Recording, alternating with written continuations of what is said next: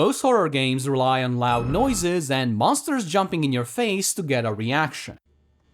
Darkwood doesn't do any of that. And yet, thanks to its suffocating, oppressive atmosphere, it's one of the most pants-browning games I have ever played. What makes it truly impressive is how unlikely its success really was.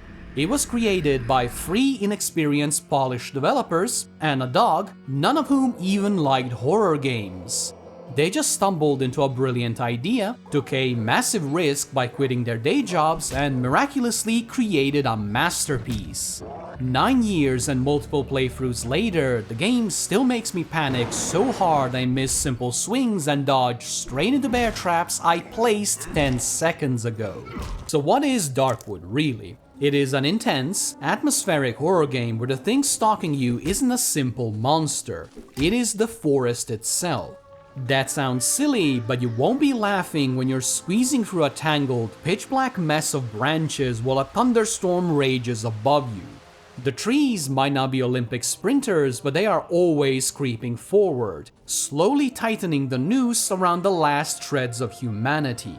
And unfortunately, or fortunately if you're into that sort of thing, it does get worse.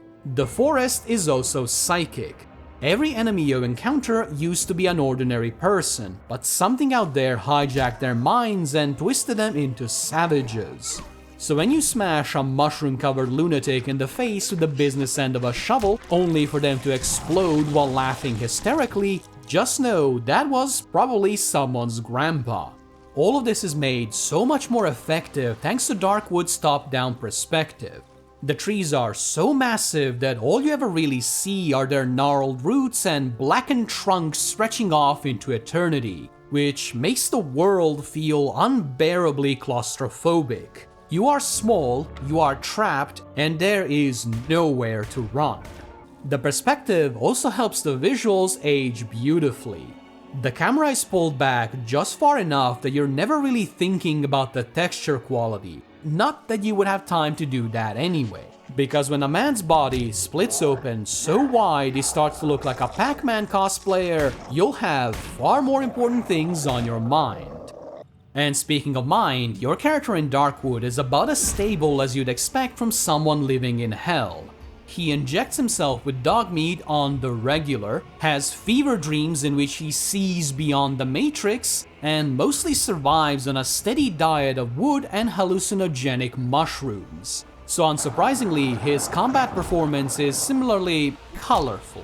Most attacks feel like you're swinging wildly and desperately hoping something connects, because that's exactly what you're doing. You're not a trained shovel knight. You are just some guy, so every fight feels like a genuine struggle, and all it takes is one mistake and you'll get a stick shoved into you so hard you'll legally qualify as a lollipop. And that intentional awkwardness is one of Darkwood's greatest strengths.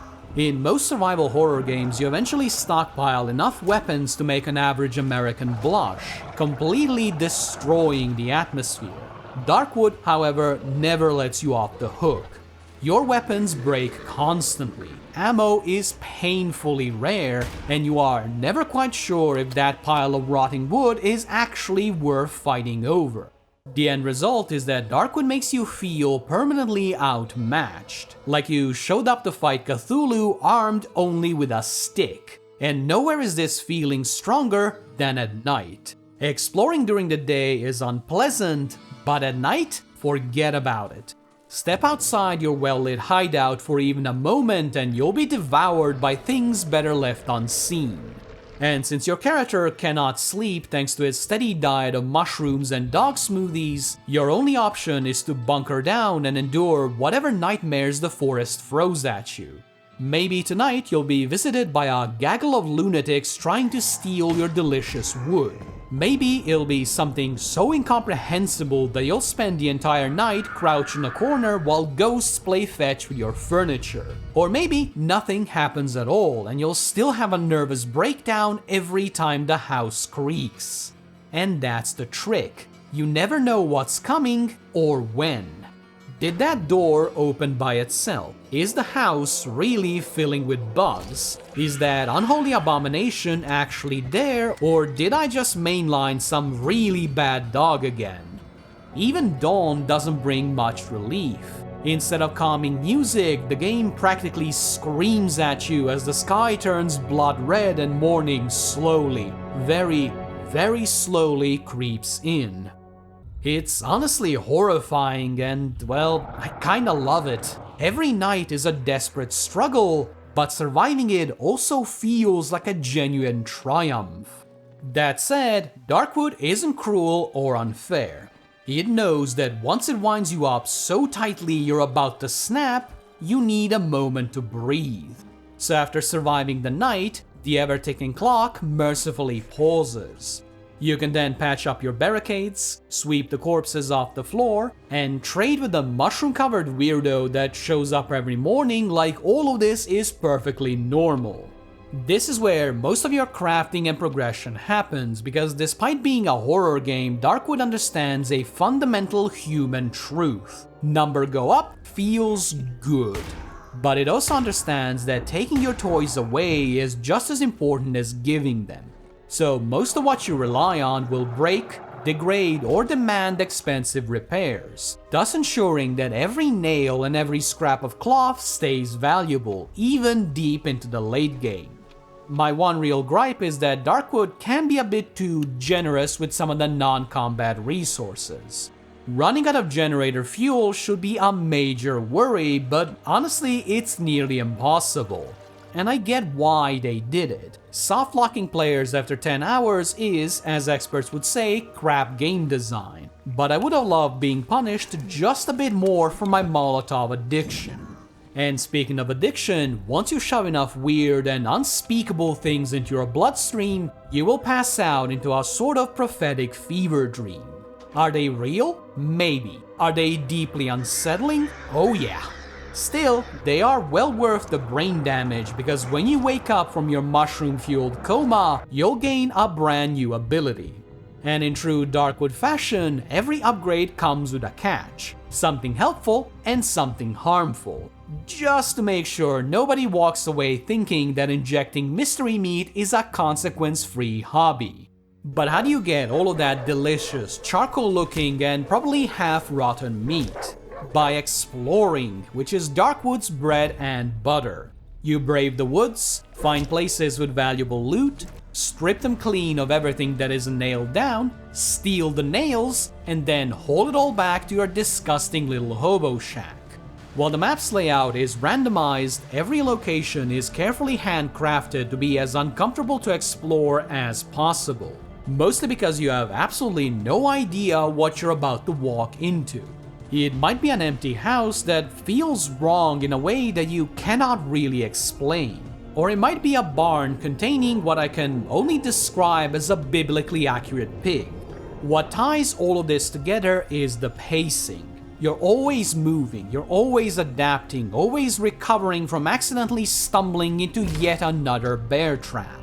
Even if you stripped it all back and replaced everything with fluffy bunnies, it would probably be even more horrifying, but the gameplay would still be great as it's just so tightly designed.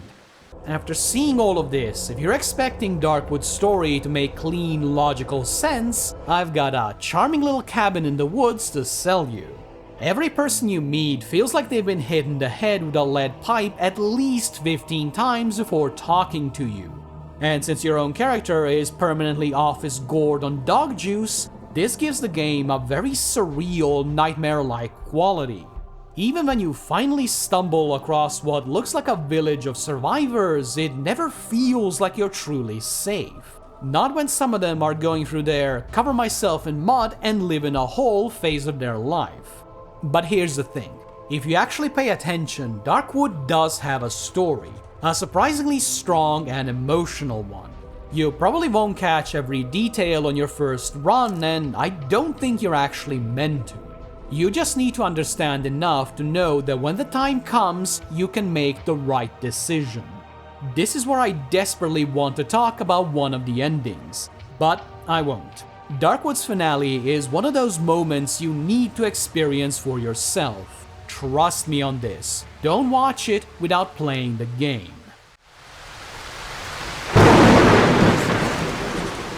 If you've somehow nodded off and just woken up wondering if Darkwood's worth playing, first of all, hello, welcome back. And secondly, the answer is the easiest yes of my life.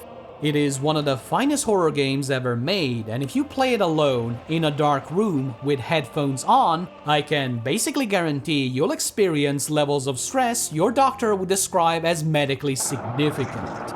But what really makes Darkwood special is that all of this tension is wrapped around a game that is genuinely fun to play. It's clever, it doesn't rely on cheap jump scares, and it never wastes your time, even when it's actively trying to ruin your evening. So yes, it is absolutely worth your time, even 9 years later. Just don't blame me if finishing it makes the wait for Darkwood 2 completely unbearable. Thanks for watching. If you enjoyed the video, a like and a sub would help me out a lot, and I do hope to see you again soon. Bye bye!